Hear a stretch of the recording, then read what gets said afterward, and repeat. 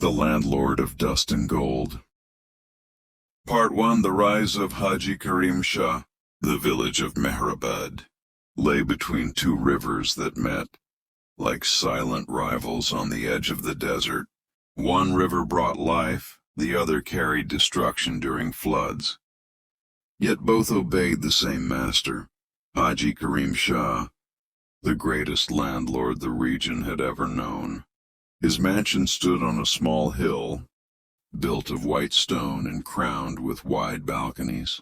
From there, Karim Shah could see his land stretching as far as the eye could travel: golden wheat fields, cotton farms, mango orchards, and endless canals that shimmered under the sun.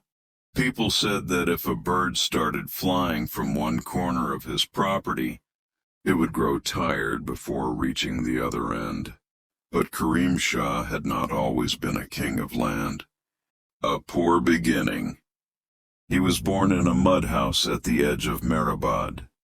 His father, Rashid Shah, was a tenant farmer who worked on another man's land.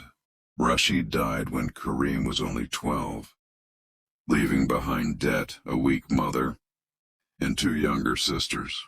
The landlord of that time, Malik Ghulam Dastgir, was a cruel man. He took half of every harvest and still demanded extra payments. When Rashid Shah died, Malik tried to seize the family's small cattle and tools.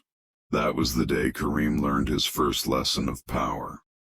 He stood in front of Malik's guards, barefoot with dust on his face, and said, "You can take our cow today, but one day I will take your land." The guards laughed. Malik laughed even louder. But Karim did not forget that humiliation, the fire of ambition. Instead of breaking, Karim worked harder. During the day he labored in the fields. At night he went to the small village school, learning to read, write, and count. The school teacher, Master Rafiq, noticed the boy's sharp mind. "You don't think like a farmer's son," Master Rafiq once said. "You think like a man who wants to rule." Karim smiled and replied, "I don't want to rule people. I want to own the ground they stand on." By the age of 18, Karim had saved enough money to buy 2 small acres of abandoned land near the river. Everyone called him foolish. "That land floods every year," villagers warned him. But Karim studied the river's behavior, built small embankments, and dug smart drainage channels. After 2 years, his crops were better than anyone else's.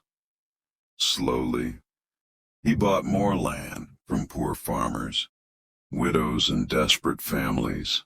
Some said he was clever. Others said he was heartless. Karim said nothing. He only counted his acres, marriage, and power. When Karim turned 25, he married Zainab Begum, the daughter of a declining noble family. Though her family had lost much of their wealth, they still carried social respect and political connections. This marriage changed everything. Through Zainab's relatives, Karim entered district politics.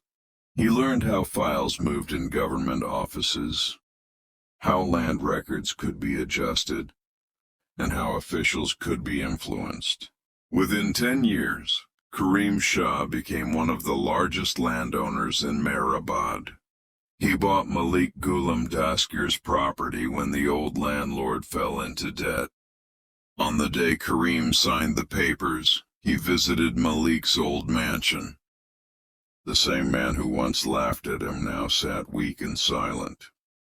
Karim stood in front of him and said calmly, "You taught me something important, that power never stays with one family forever." Malik lowered his eyes.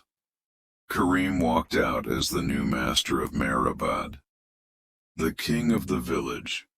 With land came influence. People now called him Haji Sahib, even before he had gone for Hajj. Farmers came to him for loans. Marriages needed his approval. and disputes were settled in his courtyard.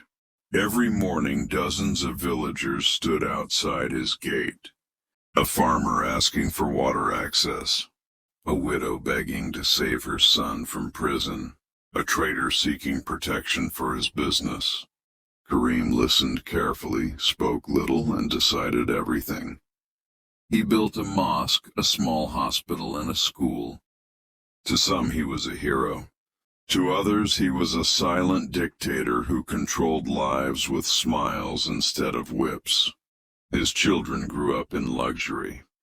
Ahsan Shah, his eldest son, educated in the city, ambitious and proud.